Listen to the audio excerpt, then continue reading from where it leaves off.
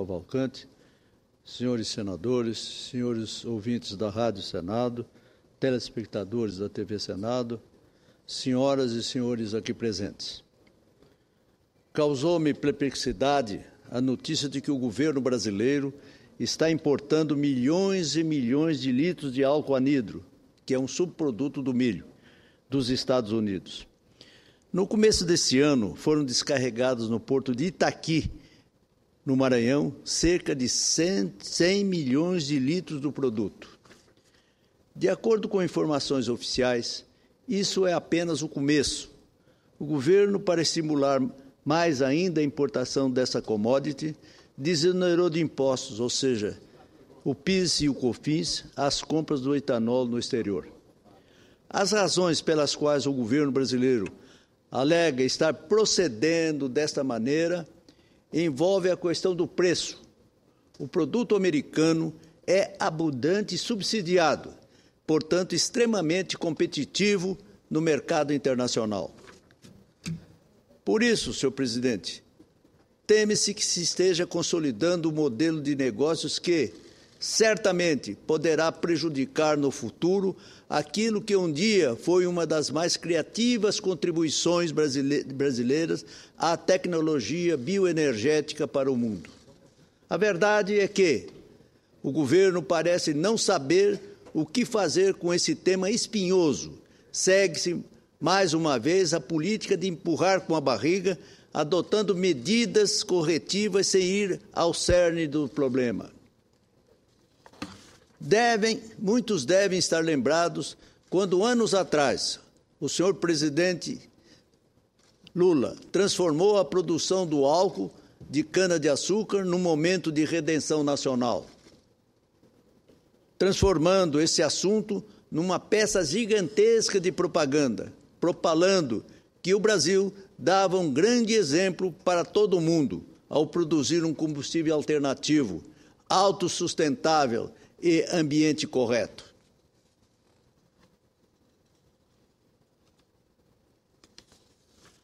O marketing foi tão intenso que muitos brasileiros, na boa-fé costumeira, acreditaram que haveria combustível barato, abundante e pouco poluente na bomba, garantindo assim um incremento econômico e social como nunca antes se viu neste país.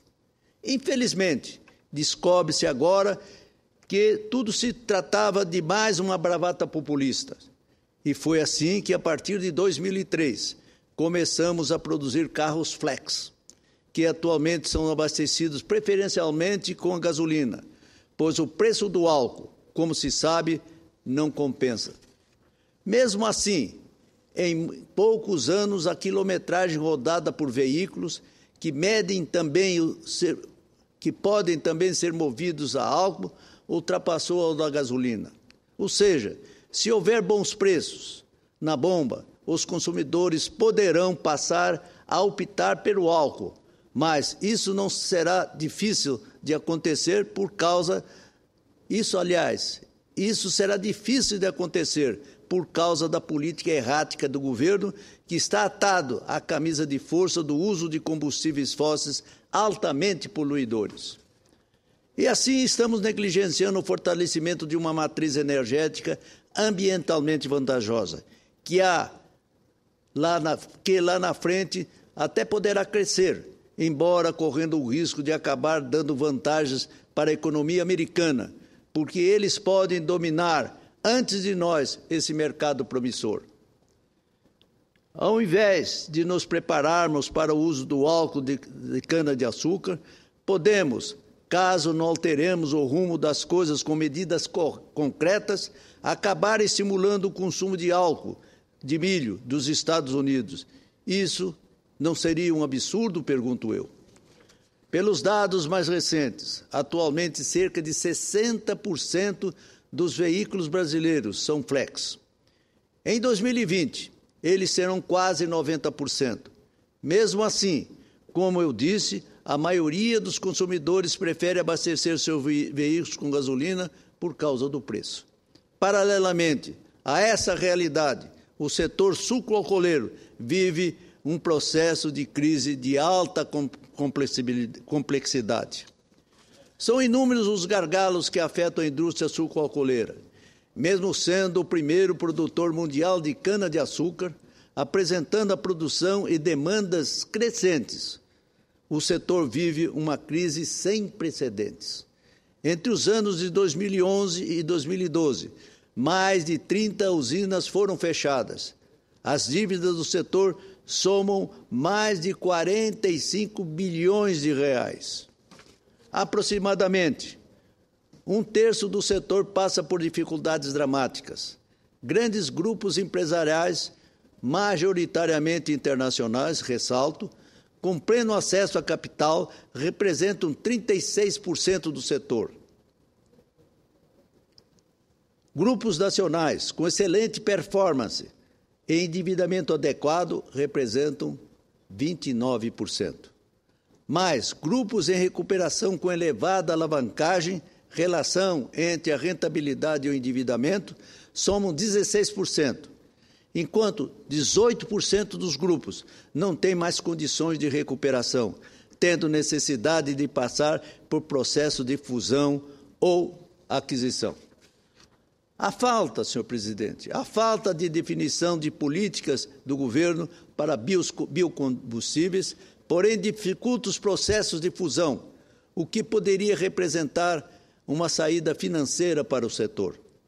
O governo precisa dar sinais claros de que investirá no setor do etanol, sinalizando que vai desatar o nós da crise, para não permitir que ela se alastre aos longos dos anos e inviabilize tão importante segmento da economia nacional.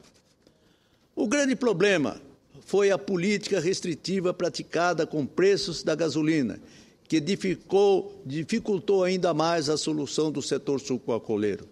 Além disso, fatores estritamente climáticos se uniram às, entre aspas, dores de crescimento para dificultar a vida dos usineiros. Por outro lado, o momento de crise aconteceu justamente num período em que muito se investiu em mecanização e renovação de lavouras.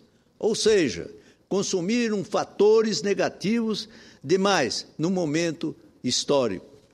Atualmente, no Brasil, as usinas produzem cerca de 2,2 bilhões de toneladas de álcool e açúcar. Dados do Ministério da Agricultura, Pecuária e Abastecimento apontam que entre as culturas produzidas no país, a cana-de-açúcar ocupa a terceira posição em relação à área plantada, perdendo apenas para a soja e para o milho.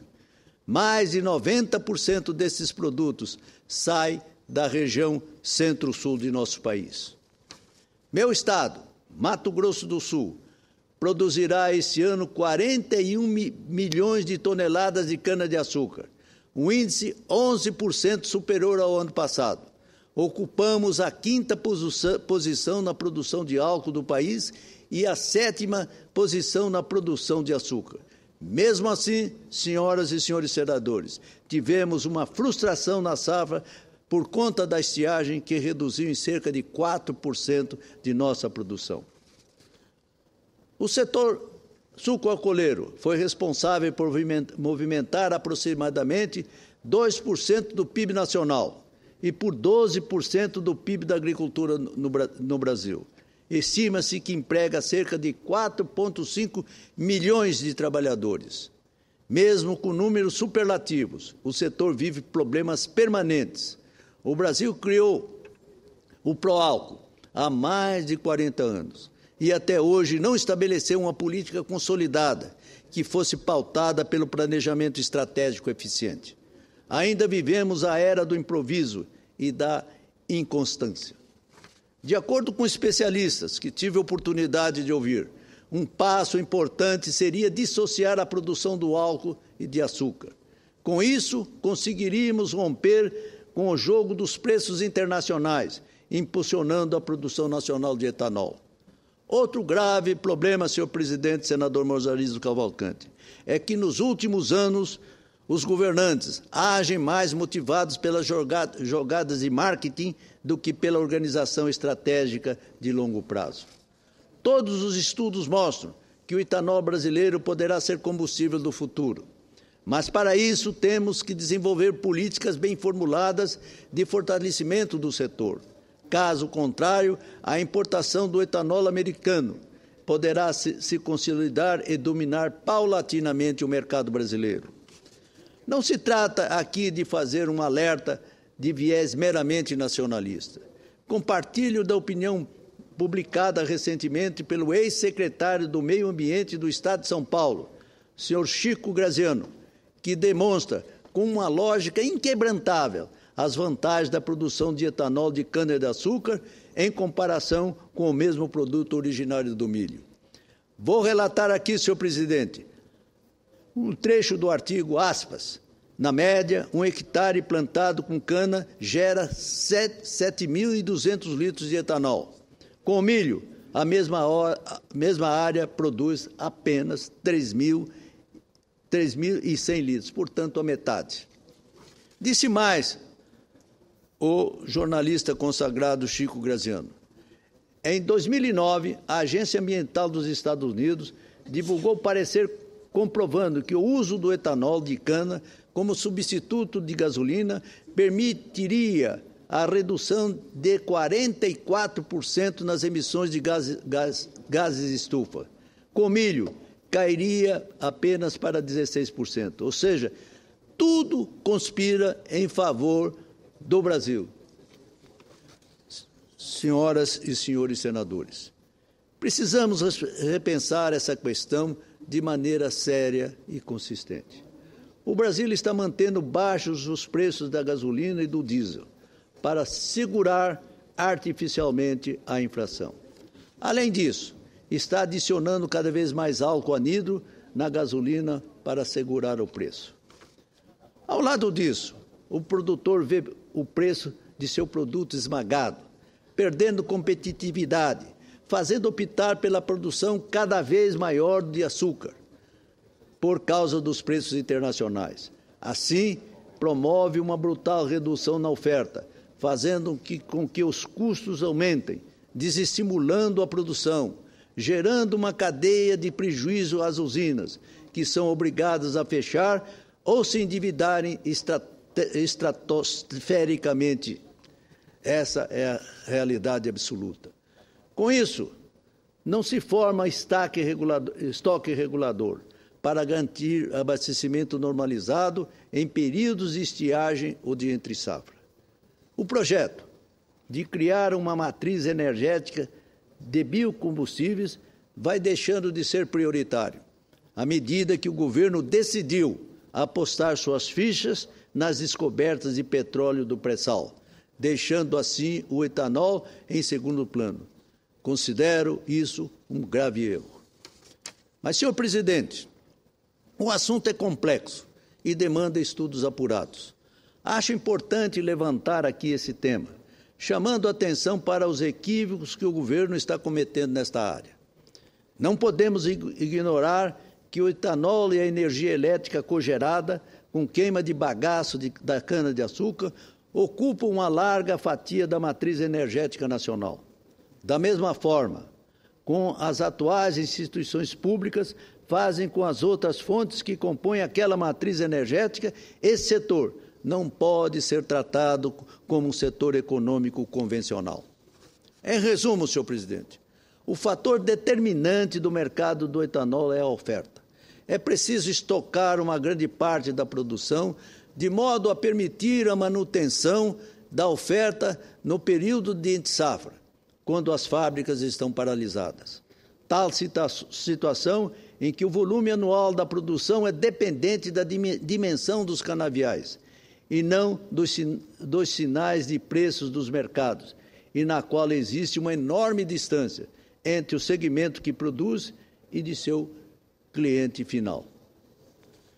Tudo isso faz com que esse setor fique numa posição subalterna no funcionamento da cadeia e incapaz de antecipar as chances de rentabilidade do seu negócio no curto e no longo prazo. Em curtas palavras, senhor presidente, senador Mozarildo Cavalcante, estamos correndo o risco de perder uma vantagem energética em decorrências de políticas de curto prazo, por falta de visão do futuro. Por isso, senhor presidente, deixo aqui esse alerta.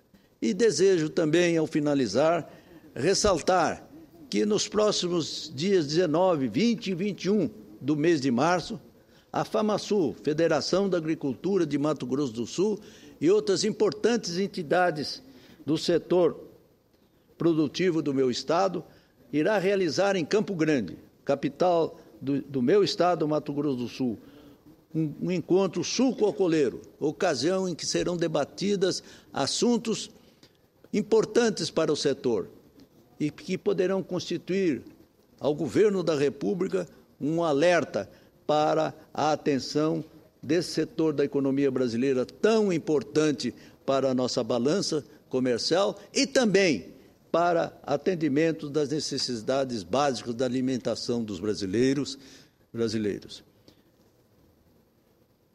Outro assunto, senhor presidente, que deverá ser debatido aqui no Senado da República, através de audiência pública que será realizada pelas comissões de Agricultura, Infraestrutura e Ciência e Tecnologia, a meu requerimento é para debater a questão de uma política firme para estabelecer o aproveitamento do milho através de uma consistência política de industrialização do milho. É sabido por todos que a produção do milho da safra passada, ela teve uma safra extremamente vigorosa e altamente produtiva. Mas, por outro lado, nós tivemos um gargalo que foi na logística de transportes. Milhões e milhões de toneladas de milho ficaram estocadas nas propriedades rurais, uma vez que os armazéns existentes, sobretudo no estado de Mato Grosso, e com certa relevância no meu estado de Mato Grosso do Sul, ficaram estocadas ao tempo. Perderam-se, portanto. Isso foi um alto prejuízo não só para os produtores, mas também para a economia nacional. Para evitar que esses fatos se repitam no futuro, nós precisamos, desde já, nos alertar. E foi por essa razão que essas 3 comissões temáticas do Senado resolveram, unidas, estudar o problema e oferecer ao governo federal sugestões capazes, viáveis, para equacionar o aproveitamento do milho, para que ele não se perca, como aconteceu o ano passado, ao sol e à chuva nas fazendas produtoras de tão importante grão. Senhor presidente, são essas as explanações, as manifestações que me honro fazer nesta manhã de sexta-feira, nesse Senado, e, sobretudo, para despertar não só a nossa consciência, porque nós já estamos despertos aqui no Senado, mas às autoridades da República, e mostrar ao povo brasileiro que nos ouve e que nos assiste, de que aqui nós estamos, senadores, estamos todos preocupados com os caminhos que o Brasil está tomando e que, se não mudar de rumo, se mudanças não houver, nós choraremos amanhã lágrimas de sangue. Senhor presidente, com estas palavras e cumprimentando a todos e desejando um feliz final de semana, eu me despeço dessa tribuna, cumprimentando a todos.